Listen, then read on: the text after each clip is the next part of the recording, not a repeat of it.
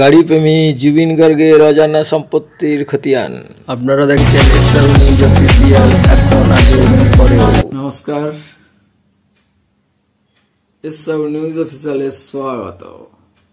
আজকে বেশ উল্লেখযোগ্য খবরটি আপনারা দেখুন, অবশ্যই আপনাদের ভালো লাগবে।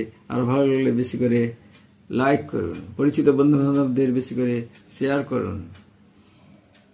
কেমন লাগলো আমাদের এসআর নিউজ অফিসিয়াল তা কমেন্ট করে জানান। আর কমেন্টের উত্তর চটজলদি পেয়ে যান। পাশে থাকা লাল বেল আইকনে প্রেস করে এসআর নিউজ অফিসিয়ালের নোটিফিকেশন প্রথম পেতে বেশি করে সাবস্ক্রাইব করুন। আর আগে থেকে আমাদের চ্যানেল এসআর নিউজ অফিসিয়ালকে যারা লাইক, শেয়ার, কমেন্ট এবং সাবস্ক্রাইব করেছেন তাদের অসংখ্য অসংখ্য ধন্যবাদ। এখন দেখুন আজকের বেশ উল্লেখযোগ্য খবরটি। গাড়ি প্রেমী জুবিন গার্গের অজানা সম্পত্তির খতিয়ান। সেইভাবে তিনি অর্থের পিছনে ছুটতেন না বলেই জানা যায়। সব সময় সক্রিয় থাকতেন না, তবে বড় কোনো গানের প্রজেক্ট থাকলে সেখানে 100% পরিশ্রম করতেন শিল্পী। জুবিন গার্গের মৃত্যুতে হাজার হাজার মানুষ গুয়াহাটির পথে নেমেছিলেন। কোনো শিল্পীর মৃত্যুতে এমন দৃশ্য সচরাচর দেখা যায় না। অসমে তিনি কত বড় মাপের শিল্পী ছিলেন তা সারা বিশ্ব দেখতে পেয়েছে। এর মধ্যেই আলোচনায় উঠে এসেছে প্রয়াত শিল্পীর সম্পত্তির প্রসঙ্গ। অসমে তাঁর অনুরাগীদের মতে জুবিন শুধু একজন গায়ক ছিলেন না, একটা গোটা যুগের প্রতিনিধিত্ব করেছিলেন। অসমিয়া, বাংলা ও হিন্দি সহ একাধিক ভাষায় গান গেয়েছিলেন। 2000 সালের মধ্যে অসমের মানুষের অন্যতম প্রিয় শিল্পী হয়ে উঠেছিলেন Zubeen Garg.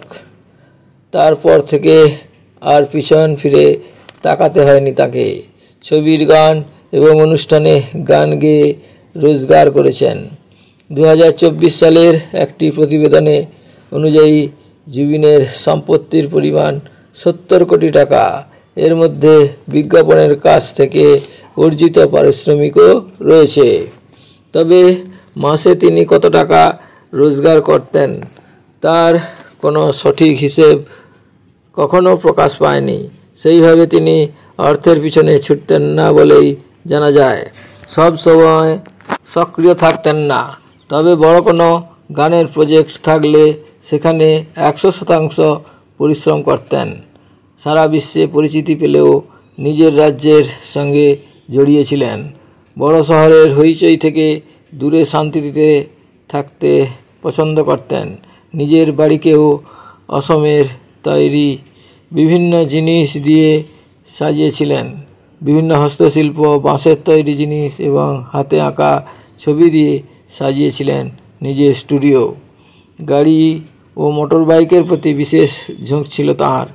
Mercedes Benz, rover সহ বড় সম্ভার ছিল শিল্পীর। বরাবরই রোমাঞ্চ পছন্দ করতেন, কিন্তু জলে ভয় পেতেন। তাই মৃত্যুর পর প্রশ্ন উঠছে, জলে ভয় থাকা সত্ত্বেও কীভাবে স্কুবা ডাইভিং করতে নেমেছিলেন তিনি। গত শুক্রবার সিঙ্গাপুরে গিয়ে স্কুবা ডাইভিং করতে নেমেই মৃত্যু হয় জুবিনের। অনুষ্ঠান করতেই সিঙ্গাপুরে গিয়েছিলেন তিনি। রবিবার তাঁর মরদেহ এসে পৌঁছায় গুয়াহাটিতে। কাতারে কাতারে মানুষ প্রয়াত শিল্পীকে শ্রদ্ধা জানাতে পথে নামেন। মরদেহ আঁকড়ে ভেঙে পড়তে দেখা যায় জুবিনের স্ত্রী গরিমাকে।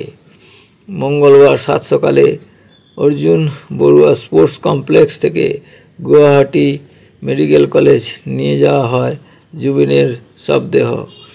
সেখানে দ্বিতীয়বার শিল্পীর ময়নাতদন্ত করা হয়। সেখান থেকে শববাহী সাকাট পৌঁছায় কামারকুচি এনসি গ্রামে। এই জায়গায় নির্ধারিত হয়েছিল শেষকৃত্য স্থল হিসাবে। সেখানে তখন জনসমুদ্র। ভিড় সামলাতে প্রায় 5 ঘন্টা বন্ধ ছিল গুয়াহাটির জাতীয় সড়ক। অসমের বিভিন্ন জায়গায় বড় স্ক্রিন লাগানো হয়েছিল, সেগুলির সামনেও জনতার ভিড় নেমেছিল। এদিন 21 বার তপধ্বনিতে পূর্ণ রাষ্ট্রীয় মর্যাদায় বিদায় জানানো হলো শিল্পীকে।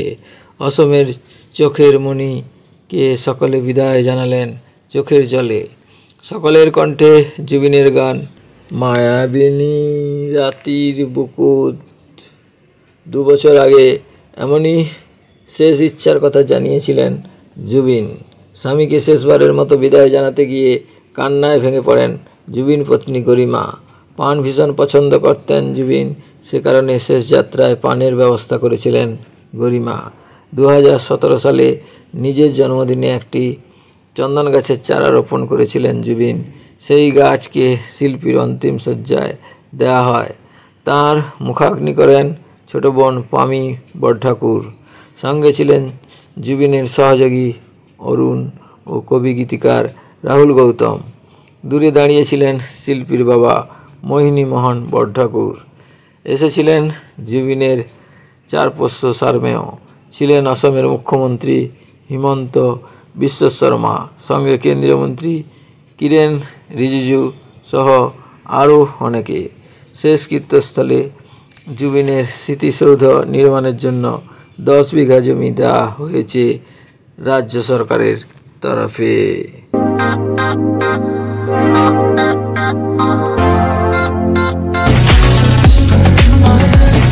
এসসাহু নিউজ অফিসিয়াল এখন, আগে এবং পরেও।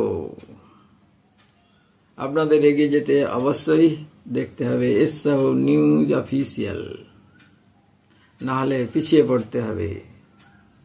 আমাদের আরও 2টি জনপ্রিয় চ্যানেল এসসাহু ব্লগস এবং এসসাহু শর্টস। নিজে দেখুন, অপরকে দেখান। দেখতে দেখতে অবাক পৃথিবীতে পৌঁছে যান। আজকে এই পর্যন্ত। সুস্থ থাকুন, ভালো থাকুন, সব সময় আমাদের সাথে থাকুন। ধন্যবাদ।